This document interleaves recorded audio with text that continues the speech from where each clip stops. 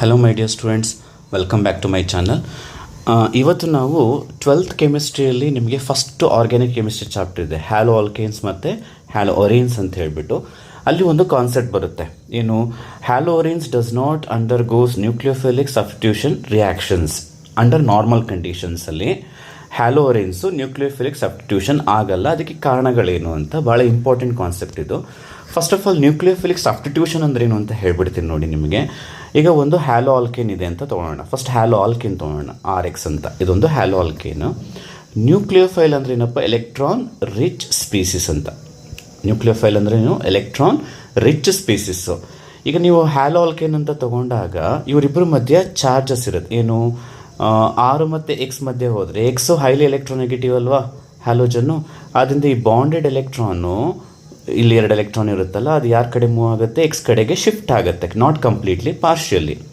ಆವಾಗ Xಗೆ ಏನಾಯಿತು? Electron gain ಆಯಿತು, ಸೊ ಮೈನಸ್ ಚಾರ್ಜ್ ಬರುತ್ತೆ.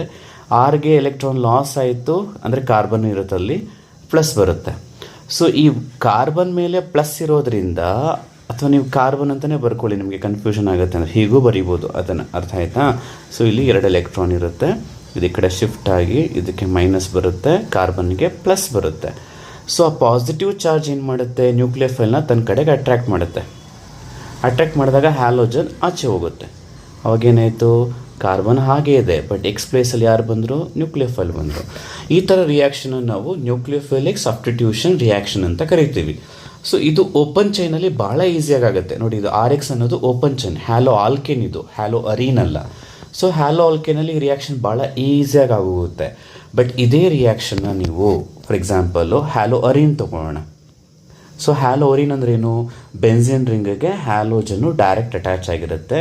ಇದಕ್ಕೆ ನೀವು ನ್ಯೂಕ್ಲಿಯೋಫೈಲ್ನ ಆ್ಯಡ್ ಮಾಡಿದ್ರೆ ಆಗ ನಿಮಗೆ X ಪ್ಲೇಸಲ್ಲಿ, ಅಂದರೆ X ಜಾಗದಲ್ಲಿ ನ್ಯೂಕ್ಲಿಯೋಫೈಲು ಮೇಲೆ ಬಂದಾಗೆ, ಇಲ್ಲಿ ಬಂತಲ್ಲ, ಅಷ್ಟು ಈಸಿಯಾಗಿ ಬರಲ್ಲ.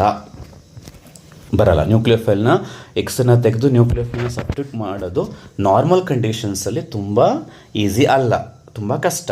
ಅದು ಯಾಕೆ ಅನ್ನೋದಕ್ಕೆ ನೀವು ರೀಸನ್ಸನ್ನು ಕೊಡಬೇಕು. 4 ರೀಸನ್ಸ್ ಇದೆ ಟೆಕ್ಸ್ಟ್ ಬುಕ್ಕಲ್ಲಿ, 4 ನೀವು ಕೊಡಬೇಕಾಗತ್ತೆ. ಅಥವಾ ಎಕ್ಸಾಮಲ್ಲಿ 2 ರೀಸನ್ಸ್ ಕೇಳಿದ್ರೆ 2 ಬರೀರಿ, 3 ಕೇಳಿದ್ರೆ 3 ಬರೀರಿ, ಬಟ್ 4 ತಿಳ್ಕೊಂಡಿರಿ. ಅದಕ್ಕೆ ಏನಕ್ಕೆ ರೀಸನ್ಸ್ ಅಂತ ನಾನು ಹೇಳ್ತಾ ಹೋಗ್ತೀನಿ ನೋಡಿ. ಅಂದರೆ ಓಪನ್ ಚೈನಲ್ಲಿ ಹ್ಯಾಲೋಜನ್ನ ತೆಗೆದು ನ್ಯೂಕ್ಲಿಯೋಫೈಲ್ನ ರಿಪ್ಲೇಸ್ ಮಾಡೋದು ಈಸಿ, ಬಟ್ ಹ್ಯಾಲೋ ಅರೀನ್ಸಲ್ಲಿ, ಅಂದರೆ ಬೆನ್ಸಿನ್ ರಿಂಗ್ ಇದ್ದಾಗ ಆಗೋದಿಲ್ಲ. ಯಾಕೆ ಅಂತ ರೀಸನ್ಸು.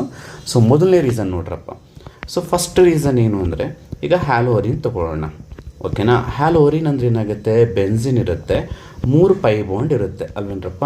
3 ಪೈ ಬಾಂಡ್ ಇದೆ ಅಂತ ಹೇಳಿದ್ರೆ ಇದು ಆಬ್ವಿಯಸ್ಲಿ ಎಲೆಕ್ಟ್ರಾನ್ ರಿಚ್ ಆಗಿರುತ್ತೆ, ಓಕೆನ್ರಪ್ಪ. ನಾವು ರೀಪ್ಲೇಸ್ ಮಾಡೋಕ್ಕೆ ಹೊರಟಿರೋದು ಯಾರನ್ನ? ನ್ಯೂಕ್ಲಿಯೋಫೈಲ್ನ. ಸೊ ನ್ಯೂಕ್ಲಿಯೋಫೈಲ್ ಅಂದರೂ ಕೂಡ ಏನು? ಎಲೆಕ್ಟ್ರಾನ್ ರಿಚ್ ಇರುತ್ತೆ ಅದು ಕೂಡ. ಸೊ ಎರಡೂ ರಿಚ್ ಇದ್ಮೇಲೆ ಅದೇನಾಗುತ್ತೆ? ಎರಡೂ ರಿಚ್ ಹತ್ತಿರ ಬಂದರೆ ಅದೇನಾಗುತ್ತೆ? ರಿಪಲ್ ಆಗುತ್ತೆ, ಅಟ್ರ್ಯಾಕ್ಟ್ ಆಗಲ್ಲ. ಸೊ ಇದು ಎಲೆಕ್ಟ್ರಾನ್ ರಿಚ್ ಇದೆ, ನ್ಯೂಕ್ಲಿಯೋಫೈಲು ಎಲೆಕ್ಟ್ರಾನ್ ರಿಚ್ ಇದೆ. ಸೊ ಇವರಿಬ್ಬರು ಹತ್ತಿರ ಬಂದರೆ ನಿಮಗೇನಾಗುತ್ತೆ? ರಿಪಲ್ಷನ್ ಆಗುತ್ತೆ. ಆ ರಿಪಲ್ಷನಿಂದ ಏನಾಗುತ್ತೆ ಅಂದರೆ ನ್ಯೂಕ್ಲಿಯೋಫೈಲ್ನ ಸಬ್ಸ್ಟಿಟ್ಯೂಟ್ ಮಾಡೋದಿಲ್ಲಿ ಹ್ಯಾಲೋಜನ್ ಬದಲು ಭಾಳ ಕಷ್ಟ. ಇದು ಮೊದಲನೇ ರೀಸನ್. ಸ್ಟೇಟ್ಮೆಂಟ್ ಏನಂತ ಬರೀಬೇಕು, ಬೇಕಾದ್ರೆ ಬರ್ಕೊಳ್ಳಿ. There is a possible repulsion between electron rich benzene ring and nucleophile. ಇಷ್ಟು ಬರೆದ್ರೆ ಸಾಕು, ಓಕೆನಾ? ಹಾಗೆ ಎರಡನೇ ರೀಸನ್ ನೋಡೋಣ ಕಣ್ರಪ್ಪ. ಸೆಕೆಂಡ್ ರೀಸನ್, ಈಗ ನೀವೇನೋ ಮಾಡಿ, ಏನೋ ಕಂಡೀಷನ್ ಯೂಸ್ ಮಾಡಿ ಈ ಹ್ಯಾಲೋ ಅರೀನಿಂದ, ಓಕೆನಾ, ಹ್ಯಾಲೋಜನ್ನ ರೀಪ್ಲೇಸ್ ಮಾಡಬೇಕು ಅಂದರೆ Xನ್ನು ತೆಗಿಬೇಕಲ್ವ, ಫಸ್ಟು ಹ್ಯಾಲೋಜನ್ ತೆಗಿಬೇಕಲ್ವ. ಏನೋ ಕಷ್ಟಪಟ್ಟು ನೀವೇನು ಮಾಡಿದ್ರಿ? ಹ್ಯಾಲೋಜನ್ನ ತೆಗೆದಾಗ ಇದ್ರ ಮೇಲೆ ಚಾರ್ಜ್ ಏನು ಬರುತ್ತೆ? ಪಾಸಿಟಿವ್ ಚಾರ್ಜ್ ಬರುತ್ತೆ. ಇದನ್ನು ನಾವು ಫಿನೈಲ್ ಕ್ಯಾಟಯಾನ್ ಅಂತ ಕರಿತೀವಿ ಕಣ್ರಪ್ಪ. But it is called phenyl cation, okay. ಈ ಫಿನೈಲ್ ಕ್ಯಾಟಯಾನ್ ತುಂಬಾ ಅನ್ಸ್ಟೇಬಲ್ ಅಂತೆ. ಏನು ಸರ್ ಇದು ಅನ್ಸ್ಟೇಬಲ್ ಆದರೆ ಯಾಕೆ ಅದು ರಿಯಾಕ್ಷನ್ ಆಗಬಾರ್ದು ಅಂದರೆ ವೆರಿ ಸಿಂಪಲ್. ಇದು ತುಂಬ ಅನ್ಸ್ಟೇಬಲ್ ಇರೋದ್ರಿಂದ ಈಗ ಫಿನೈಲ್ ಕ್ಯಾಟಯಾನಲ್ಲಿ X ಹೋಗಿದೆ, ಈಗ ನ್ಯೂಕ್ಲಿಯೋಫೈಲ್ ಬರಬೇಕು ಅಲ್ವಾ? ನ್ಯೂಕ್ಲಿಯೋಫೈಲು ಬಂದು ಅಟ್ಯಾಕ್ ಆಗಬೇಕು. ಬಟ್ ನ್ಯೂಕ್ಲಿಯೋಫೈಲ್ ಬರೋಕ್ಕಿಂತ ಮುಂಚೆನೇ ಇದು ವಾಪಸ್ ಏನಾಗ್ಬಿಡುತ್ತೆ? ಹ್ಯಾಲೋ ಅರೀನ್ ಆಗೋಗುತ್ತೆ. ಅಂದರೆ ಇದು ತುಂಬ ಹೊತ್ತು ಈ ಸ್ಟೇಜಲ್ಲಿ ಇರೋದಿಲ್ಲ. ಫಿನೈಲ್ ಕ್ಯಾಟೈನ್ ಈ ಫಾರ್ಮಲ್ಲಿ ಇರೋದೇ ಇಲ್ಲ. ಅದು ತುಂಬ ಹೊತ್ತು ಇದ್ದರೆ ತಾನೇ ನ್ಯೂಕ್ಲಿಯೋಫೈಲ್ ಬಂದು ಅಟ್ಯಾಕ್ ಮಾಡೋಕ್ಕೆ ಜಾಗ ಇರುತ್ತೆ. ಬಟ್ ಅದು ಆ ಫಾರ್ಮಲ್ಲಿ ಇರೋದೇ ಇಲ್ಲ. ಫ್ರಾಕ್ಷನ್ ಆಫ್ ಸೆಕೆಂಡಲ್ಲಿ ಏನಾಗ್ಬಿಡುತ್ತೆ ಅಂದರೆ it will convert back into haloarene ಆಗಿ ವಾಪಸ್ ಆಗಿಬಿಡುತ್ತೆ. ಅದನ್ನು ನಾವು ಒಂದು ವರ್ಡಲ್ಲಿ ಹೇಳ್ಬಿಡ್ತೀವಿ, ಫಿನೈಲ್ ಕ್ಯಾಟಯಾನ್ ಈಸ್ ಅನ್ಸ್ಟೇಬಲ್. ಅಷ್ಟು ಹೇಳಿದ್ರೆ ಸಾಕು, ನೀವು ಬೋರ್ಡ್ ಎಕ್ಸಾಮಲ್ಲೂ ಅಷ್ಟು ಬರೆದ್ರೆ ಸಾಕು. ಏನು second reason, phenyl cation formed is unstable, ಅಷ್ಟು ಬರೆದ್ರೆ ಸಾಕಂಡ್ರಪ್ಪ. ಅನ್ಸ್ಟೇಬಲ್ ಅಂದರೆ ಮೀನಿಂಗ್ ಏನು ಅಂತ ಅರ್ಥ ಆಯ್ತಾ? ಎಕ್ಸನ್ನ ತೆಗೆದ್ರಿ ಪ್ಲಸ್ ಫಾರ್ಮ್ ಆಯಿತು, ಅದು ಅದೇ ಫಾರ್ಮಲ್ಲಿದ್ದರೆ ಪ್ಲಸ್ ಫಾರ್ಮಲ್ಲಿ ಇದ್ದರೆ ಮಾತ್ರ ನ್ಯೂಕ್ಲಿಯೋಫಿಲ್ ಅಟ್ಯಾಕ್ ಆಗೋದು. ಬಟ್ ಅದು ಇಮಿಡಿಯೇಟ್ ಫ್ರ್ಯಾಕ್ಷನ್ ಆಫ್ ಸೆಕೆಂಡಲ್ಲಿ ವಾಪಸ್ ಹ್ಯಾಲೋರಿನ್ ಆಗೋಗುತ್ತೆ. ಅದರಿಂದ ಅದನ್ನು ರೀಪ್ಲೇಸ್ ಮಾಡೋದು ಕಷ್ಟ ಆಗ್ತದೆ. ಓಕೆನಾ? ಇನ್ನು ಥರ್ಡ್ ರೀಸನ್ ನೋಡ್ರು. ಥರ್ಡ್ ರೀಸನಲ್ಲಿ ಎಗೇನ್ ಹ್ಯಾಲೋರಿನ್ ತೊಗೊಂಡ್ರೆ ನೀವು, ಓಕೆನಾ, ಇದು ಹ್ಯಾಲೋ ಅರಿನ್ ಅಲ್ವೇನ್ರಪ್ಪ. ಇದರಲ್ಲಿ ನಾನು ಒಂದು ಕಾರ್ಬನ್ನ ಗುರುತು ಹಾಕ್ತೀನಿ ನೋಡಿ. ಈ ಕಾರ್ಬನ್ ಮಾತ್ರ ಅಬ್ಸರ್ವ್ ಮಾಡ್ರಪ್ಪ. ಇಲ್ಲಿ ಸಿಂಗಲ್ ಬಾಂಡ್ ಇದೆಯಾ, ಇಲ್ಲೂ ಸಿಂಗಲ್ ಬಾಂಡ್ ಇದೆಯಾ, ಸುತ್ತ ಬಾಂಡ್ಗಳು ನೋಡಿ. ಬಟ್ ಇಲ್ಲೇನಿದೆ ನಿಮಗೆ, ಒಂದು ಕಡೆ ಡಬಲ್ ಬಾಂಡ್ ಇದೆ ಅಲ್ವಾ? ಒಂದು ಕಡೆ ಡಬಲ್ ಬಾಂಡ್ ಇದ್ದರೆ ಎಂಥ ಕಾರ್ಬನ್ ಸುತ್ತ ಅಟ್ಲೀಸ್ಟ್ ಎಲ್ಲರೂ ಒಂದು ಕಡೆ ನಿಮಗೆ ಡಬಲ್ ಬಾಂಡ್ ಇದ್ದರೆ ಆ ಕಾರ್ಬನ್ನು ಎಂಥ ಹೈಬ್ರಿಡೈಸೇಷನ್ ಆಗಿರುತ್ತೆ? sp2 ಆಗಿರುತ್ತೆ. ಯಾವಾಗ sp2 ಹೈಬ್ರಿಡೈಸೇಷನ್ ಬರುತ್ತೋ ನಿಮ್ಗೆ ಗೊತ್ತಿದೆ ಎಸ್ ಕ್ಯಾರೆಕ್ಟರ್ ಏನಪ್ಪ ಜಾಸ್ತಿ. ಆ್ಯಕ್ಚುಲಿ ಎಸ್ ಕ್ಯಾರೆಕ್ಟರ್ ಏನಾಗುತ್ತೆ? ಜಾಸ್ತಿ ಇರುತ್ತೆ. S character is high. ಯಾವುದರಲ್ಲಿ? sp2ನಲ್ಲಿ. ಆ್ಯಕ್ಚುಲಿ ಅದಕ್ಕಿಂತ ಜಾಸ್ತಿ ಯಾವುದ್ರಲ್ಲಿ ಇರುತ್ತೆ? ಎಸ್ ಕ್ಯಾರೆಕ್ಟ್ರು sp ಜಾಸ್ತಿ ಇರುತ್ತೆ. ಅದು ನೆಕ್ಸ್ಟ್ ಯಾವುದಿರುತ್ತೆ? sp2. ಅದು ನೆಕ್ಸ್ಟ್ ಯಾವುದಿರುತ್ತೆ? sp3 ಅಲ್ವಾ? ಸೊ ಇದು sp2 ಆಗಿರೋದ್ರಿಂದ ಇಲ್ಲಿ ಎಸ್ ಕ್ಯಾರೆಕ್ಟರ್ ಏನಾಗಿರುತ್ತೆ? ಜಾಸ್ತಿ ಇರುತ್ತೆ. ಸರ್ ಇರಲಿ ಬಿಡಿ ಸರ್, ಎಸ್ ಕ್ಯಾರೆಕ್ಟರ್ ಜಾಸ್ತಿ ಇದ್ದರೆ ಎಕ್ಸನ್ನ ಯಾಕೆ ನಾವು ತೆಗೆಯೋದು ಕಷ್ಟ ಆಗುತ್ತೆ ಅಂತ ನೀವು ಕೇಳ್ಬೋದು. ಅದು ಕಾರಣ ಇದೆ. ಯಾವಾಗ ಎಸ್ ಕ್ಯಾರೆಕ್ಟರ್ ಜಾಸ್ತಿ ಇರುತ್ತೋ ಆವಾಗ ಕಾರ್ಬನ್ ಮತ್ತು ಹ್ಯಾಲೋಜನ್ ಮಧ್ಯೆ ಇದೆಯಲ್ಲ ಈ ಬಾಂಡ್ ಏನಾಗಿರುತ್ತೆ? ತುಂಬ ಟೈಟ್ ಆಗಿರುತ್ತೆ. ಎಸ್ ಕ್ಯಾರೆಕ್ಟರ್ ಜಾಸ್ತಿ ಇದ್ದಷ್ಟು ಆ ಬಾಂಡ್ ಏನಾಗಿರುತ್ತೆ? ತುಂಬ ಟೈಟ್ ಆಗಿರುತ್ತೆ. ಸೊ ಬಾಂಡು ಟೈಟ್ ಇರೋದ್ರಿಂದ ಅದನ್ನು ಬ್ರೇಕ್ ಮಾಡೋಕ್ಕೆ ನಿನಗೆ ಜಾಸ್ತಿ ಎನರ್ಜಿ ಬೇಕು. ಹಾಗಾಗಿ ನಾರ್ಮಲ್ ಕಂಡೀಷನಲ್ಲಿ ಎಕ್ಸನ್ನು ರೀಪ್ಲೇಸ್ ಮಾಡೋದು ಕಷ್ಟ ಆಗುತ್ತೆ. ಅರ್ಥ ಆಯ್ತಾ ಸರ್? ಹಾಗಿದ್ರೆ ಥರ್ಡ್ ರೀಸನ್ ಹೆಂಗೆ ಬರೀಬೇಕು ಸರ್ ಸೆಂಟೆನ್ಸ್ಲಿ ಅಂತ ಕೇಳಿದ್ರೆ ಬರ್ಕೊಳ್ಳಿ. ಏನಂತ? In haloarene halogen attached carbon is sp2 hybridized and has more s character, therefore CX bond is bonded electron in CX bond is hold tightly. ಓಕೆನಾ? ಸೊ ಆ CX ಬಾಂಡು ಟೈಟ್ ಆಗಿರೋದ್ರಿಂದ ಅದನ್ನು ರಿಪ್ಲೇಸ್ ಮಾಡೋದು ಕಷ್ಟ ಆಗುತ್ತೆ. ಅರ್ಥ ಆಯ್ತಾ? ಇನ್ನೊಂದ್ಸಲ ಹೇಳ್ತೀನಿ ಕೇಳಿಸ್ಕೊಳ್ಳಬೇಕಿದ್ರೆ, in haloarene halogen is attached to sp2 hybridized carbon atom which has more s character and holds CX bond tightly ಅಂತ ಬರಲಾಯಿತು. ಅಲ್ಲಿಗೆ 3 ರೀಸನ್ಸ್ ಆಗೋಯ್ತೇನ್ರಪ್ಪ. ಸೊ 2 ಮಾರ್ಕ್ಸ್ ಕೇಳಿದ್ರೆ ಫಸ್ಟ್ 2 ಬರೀರಿ, 3 ಮಾರ್ಕ್ಸ್ ಕೇಳಿದ್ರೆ ಫಸ್ಟ್ 3 ಬರೀರಿ. ಇನ್ನಿರೋದೇ ಒಂದು ರೀಸನ್ನು, ಏನು? ಫೋರ್ತ್ ಒನ್ ನೋಡಿ. ಫೋರ್ತ್ ಒನ್ ಹೇಳೋಕ್ಕಿಂತ ಮುಂಚೆ ನಿಮಗೆ ಗೊತ್ತಿರ್ಬೋದು, carbon to carbon single bond, carbon to carbon double bond, carbon to carbon triple bond. So single ಇರೋದು ಡಬಲ್ ಇರೋದು ಟ್ರಿಪಲ್ ಅಲ್ವಾ? ಹೀಗೆ ಹೋಗ್ತಾ ಇದ್ದರೆ ಬಾಂಡ್ ಏನಾಗುತ್ತೆ? ಸ್ಟ್ರಾಂಗ್ ಆಗುತ್ತಾ?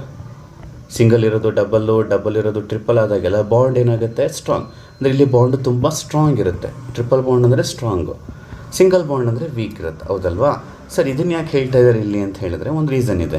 ಈಗ ನಾವು ಹ್ಯಾಲೋರಿನ್ ತೊಗೊಳ್ಳೋಣ, ಆಯಿತಾ? ಹ್ಯಾಲೋರಿನಲ್ಲಿ ಬೆನ್ಸಿನ್ ಇರುತ್ತೆ, 3 ಪೈ ಬಾಂಡ್ ಇರುತ್ತೆ, ಒಂದು ಹ್ಯಾಲೋಜನ್ ಇರುತ್ತೆ. ಆ ಹ್ಯಾಲೋಜನ್ ಮೇಲೆ ನಿಮಗೆ ಒಂದು ಲೋನ್ ಪೇರ್ ಎಲೆಕ್ಟ್ರಾನ್ಸ್ ಇರುತ್ತೆ. ಇವೇನಿದು? Lone pair electron. So lone pair electron ಏನಾಗುತ್ತೆ? They can move easily. ಅವರೊಂದು ಬಾಂಡಿಂಗಲ್ಲಿ ಇರಲ್ಲ, ಅವರು ಈಸಿಯಾಗಿ ಮೂವ್ ಆಗ್ಬೋದು ಎಲ್ಲಿ ಬೇಕಾದರೂ. ಸೊ ಇಲ್ಲೇನಾಗಿದೆ ನೋಡಿ, ಲೋನ್ ಪೇರ್ ಇದೆ. ಲೋನ್ ಪೇರ್ಗೆ ಆಲ್ಟರ್ನೇಟಿವ್ ಆಗಿ ಸಿಂಗಲ್ ಬಾಂಡು, ಆಮೇಲೆ ಡಬಲ್ ಬಾಂಡ್ ಇದೆ. ಲೋನ್ ಪೇರ್ಗೆ ಆಲ್ಟರ್ನೇಟಿವ್ ಆಗಿ ಏನಿದೆ? ಡಬಲ್ ಬಾಂಡ್ ಇದೆ. ಈ ಥರ ಡಬಲ್ ಬಾಂಡ್ ಇದ್ದಾಗ ಏನಾಗುತ್ತೆ? ರೆಸೊನೆನ್ಸ್ ಆಗುತ್ತೆ. ಏನು ಸರ್ ರೆಸೊನೆನ್ಸ್ ಅಂದರೆ? ಈ ಲೋನ್ ಪೇರು ಇಲ್ಲಿಗೆ ಶಿಫ್ಟ್ ಆಗುತ್ತೆ ಸಿಂಗಲ್ ಬಾಂಡ್ ಕಡೆಗೆ. ಆವಾಗ ಈ ಪೈ ಬಾಂಡ್ ಇರುತ್ತಲ್ಲ, ಅಲ್ಲಿರೋದು ಎಲೆಕ್ಟ್ರಾನೇ ತಾನೇ. ಲೋನ್ ಪೇರ್ ಹತ್ತಿರ ಬಂದ ತಕ್ಷಣ ಈ ಪೈ ಬಾಂಡು ಲೋನ್ ಪೇರ್ ಮಧ್ಯೆ ಏನಾಗುತ್ತೆ? ರಿಪಲ್ಷನ್ ಆಗಿಬಿಟ್ಟು ಅದು ಆಚೆ ಬರುತ್ತೆ, ಪೈ ಬಾಂಡ್ ಆಚೆ ಬರುತ್ತೆ. ಆವಾಗ ನೋಡಿ ಏನಾಯಿತು? ರಿಂಗ್ ಹಾಗೆ ಇದೆಯಾ? ಸಿಂಗಲ್ ಬಾಂಡ್ ಇರೋದು ಡಬಲ್ ಬಾಂಡ್ ಆಯ್ತಿದ್ದು, ಯಾಕೆಂದರೆ ಲೋನ್ ಪೇರ್ ಕೆಳಗಡೆ ಬಂದಿದೆ ಎಕ್ಸ್. ಬಟ್ ಈಗ ಎಕ್ಸ್ಗೆ ಚಾರ್ಜ್ ಏನಾಯಿತು? ಎಲೆಕ್ಟ್ರಾನ್ ಲಾಸ್ ಆಯ್ತಲ್ವ? ಸೊ ಪ್ಲಸ್ ಬರುತ್ತೆ, ಲಾಸ್ ಆದರೆ ಪ್ಲಸ್. ಬಟ್ ಈ ಪೈ ಬಾಂಡ್ ಇದೆಯಲ್ಲ, ಈ ಪೈ ಬಾಂಡು ಆಚೆ ಬಂತಲ್ವ? ಆಚೆ ಬಂದಿದ್ದು ಏನಾಗುತ್ತೆ? ಮೈನಸ್ ಆಗುತ್ತೆ. ಇನ್ನು ಒಳಗಡೆ 2 ಪೈ ಬಾಂಡು ಹಾಗೆ ಇರ್ತದೆ. ಇದು ಇಲ್ಲಿಗೆ ಸ್ಟಾಪ್ ಆಗಲ್ಲ. ಮತ್ತು ಈ ಒಳಗಡೆ ಇದೆಯಲ್ಲ ಮೈನಸ್ಸು ಪೈ ಬಾಂಡು, ಅದೆಷ್ಟೊತ್ತೊಂದು ಹೊರಗಡೆ ಇರುತ್ತೆ, ಒಳಗಡೆ ಹೋಗಬೇಕು. ಅದು ಒಳಗಡೆ ಹೋಗುತ್ತೆ. ಯಾವಾಗ ಅದು ಒಳಗಡೆ ಹೋಗುತ್ತೋ ನೆಕ್ಸ್ಟ್ ಪೈ ಬಾಂಡ್ ಇದೆಯಲ್ಲ ಅದು ರಿಪಲ್ಷನ್ ಆಗಿ ಆಚೆ ಬರುತ್ತೆ. ಆವಾಗ ಏನಂತ ಬರೀಬೋದು ನೋಡ್ರಪ್ಪ, ಎಗೇನ್ ಆ ಡಬಲ್ ಬಾಂಡ್ ಹಾಗೆ ಇರುತ್ತಾ? ಡಬಲ್ ಬಾಂಡು ಎಕ್ಸು ಪ್ಲಸ್ ಇರುತ್ತೆ. ಈಗ ಒಳಗಡೆಗೆ ಒಂದು ಪೈ ಬಾಂಡ್ ಬಂತ, ಹೊರಗಡೆಗೆ ಒಂದು ಪೈ ಬಾಂಡ್ ಆಚೆ ಬಂತು, ಒಳಗಡೆ ಬಂದಿದೆ. ಹೀಗೆ ನೆಕ್ಸ್ಟ್ ಈ ಪೈ ಬಾಂಡ್ ಏನಾಗುತ್ತೆ, ಒಳಗಡೆ ಹೋಗುತ್ತೆ, ಒಳಗಡೆ ಇರೋ ಪೈ ಬಾಂಡು ಆಚೆ ಬರುತ್ತೆ. ಈ ರೀತಿ ರೆಸೊನೆನ್ಸ್ ಆಗ್ತಾನೆ ಇರುತ್ತೆ. ದಿಸ್ ಇಸ್ ಕಾಲ್ಡ್ ರೆಸೊನೆನ್ಸ್ ಅಂತ ಹೇಳ್ತೀವಿ. ಈ ಥರ ರೆಸೊನೆನ್ಸ್ ಆಗೋದ್ರಿಂದ ನೀವು ಅಬ್ಸರ್ವ್ ಮಾಡಿ, ಕಾರ್ಬನ್ ಟು ಹ್ಯಾಲೋಜನ್ ನೀವು ಸ್ಟಾರ್ಟಿಂಗ್ ನೋಡಿದ್ದೇನು ಸಿಂಗಲ್ ಬಾಂಡು, ಬಟ್ ರೆಸೊನೆನ್ಸ್ ಆಗೋದ್ರಿಂದ ನಿಮ್ಗೆ ಏನಾಗಿರುತ್ತೆ, ಅದು ಡಬಲ್ ಬಾಂಡ್ ಬರುತ್ತೆ. ನೋಡೋಕ್ಕೆ ಅದು single bond, but partial double bond ಇರುತ್ತೆ. ಯಾಕದನ್ನು ಪಾರ್ಷಿಯಲ್ ಅಂತ ಹೇಳ್ತೀವಿ, ಅದು ಪರ್ಮನೆಂಟ್ ಆಗಿರಲ್ಲ. ಡಬಲ್ ಬಾಂಡ್ ಬರ್ತಾ ಇರುತ್ತೆ, ಹೋಗ್ತಾ ಇರುತ್ತೆ, ಬಟ್ ಇರುತ್ತೆ ಡಬಲ್ ಬಾಂಡು. ನೋಡಿ, ಸಿಂಗಲ್ ಬಾಂಡ್ ಫಾರ್ಮಲ್ಲಿ ಇರೋದಕ್ಕಿಂತ ಡಬಲ್ ಬಾಂಡ್ ಫಾರ್ಮಲ್ಲಿ ತುಂಬ ಹೊತ್ತು ಇರುತ್ತದು. ಸೊ ಸಿಂಗಲ್ ಬಾಂಡ್ಗಿಂತ ಡಬಲ್ ಬಾಂಡ್ ಏನು ಸ್ಟ್ರಾಂಗ್ ಅಲ್ವಾ. ಸೊ ಡಬಲ್ ಬಾಂಡ್ ಸ್ಟ್ರಾಂಗ್ ಇದೆ, ಅದನ್ನು ಕಟ್ ಮಾಡೋದು ಕಷ್ಟ. ಆದ್ದರಿಂದ ಎಕ್ಸನ್ನು ರಿಪ್ಲೇಸ್ ಮಾಡೋದು ಕೂಡ ಕಷ್ಟ ಆಗ್ತದೆ. ಇದು 4th ರೀಸನ್. ಸರ್ ಏನು ಸರ್ ಬರೀಬೇಕು ಇದಕ್ಕೆ ಅಂತ ಕೇಳಿದ್ರೆ, there is a partial double bond character. There is a, ಈ ವರ್ಡ್ ಸೆಂಟೆನ್ಸ್ ಬರೀರಿ ಸಾಕು. There is a partial double bond character between carbon and halogen due to resonance. ಈ ಸೆಂಟೆನ್ಸನ್ನು ಬರೀಬೇಕು. There is a partial double bond character between carbon and halogen due to resonance ಅಂತ ಬರೆದು ಈ ಸ್ಟ್ರಕ್ಚರ್ನು ಬರೀಬೇಕಾಗತ್ತೆ. 4th ರೀಸನ್ಗೆ ನೀವು ಆ ಸೆಂಟೆನ್ಸ್ ಜೊತೆಗೆ ಇದು ಬರೀಬೇಕಾಗತ್ತೆ. ರೆಸೊನೆನ್ಸ್ ಅಂದ್ರೇನು, ಹೇಗಾಗ್ತಿದೆ ಅಂತ. ಬಟ್ ಇಲ್ಲಿ ಲೋನ್ ಪೇರೆಲ್ಲ ಇದನ್ನು ಸೆಂಟೆನ್ಸ್ ಏನು ಬೇಡ, ಜಸ್ಟ್ ಈ ಡಯಾಗ್ರಾಮ್ನ ನೀವು ಬರೀಬೇಕಾಗತ್ತೆ. ಅರ್ಥ ಆಯ್ತೇನ್ರಪ್ಪ? ಇದು 4 reasons why haloarenes does not undergo nucleophilic substitution reaction. ಅದಕ್ಕೆ ತುಂಬ ಈಸಿ ಇದೆ, ನೋಡ್ಕೊಳ್ಳಿ, ನೀಟಾಗಿ ಕಲ್ತ್ಕೊಳ್ಳಿ. ನಾನು ಸೆಂಟೆನ್ಸು ಕೂಡ ಹೇಳಿದ್ದೀನಿ ಏನು ಬರೀಬೇಕು ಅಂತ. ಸೊ ಸೆಂಟೆನ್ಸ್ ಕೇಳಿಸ್ಕೊಂಡು ಅದನ್ನು ಬರ್ಕೊಳ್ಳಿ, ಓಕೆನಾ? ಅಷ್ಟನ್ನು ನೀವು ಎಕ್ಸಾಂಪಲ್ ಬರೆದ್ರೂ ಸಾಕಾಗ್ತದೆ. ಸೊ ಅರ್ಥ ಆಗಿದೆ ಅಂತ ಅನ್ಕೋತೀನಿ. ನಿಮಗೆ ವಿಡಿಯೋ ಇಷ್ಟ ಆಗಿದರೆ ವಿಡಿಯೋನ ಲೈಕ್ ಮಾಡಿ, ಫ್ರೆಂಡ್ಸ್ಗೆಲ್ಲ ಶೇರ್ ಮಾಡಿ, ಓಕೆನಾ? ಮತ್ತೆ ನೆಕ್ಸ್ಟ್ ವೀಡಿಯೋದಲ್ಲಿ ಮೀಟ್ ಆಗುವ. ಟಿಲ್ ದೆನ್ ಟೇಕ್ ಕೇರ್, ಬಾಯ್.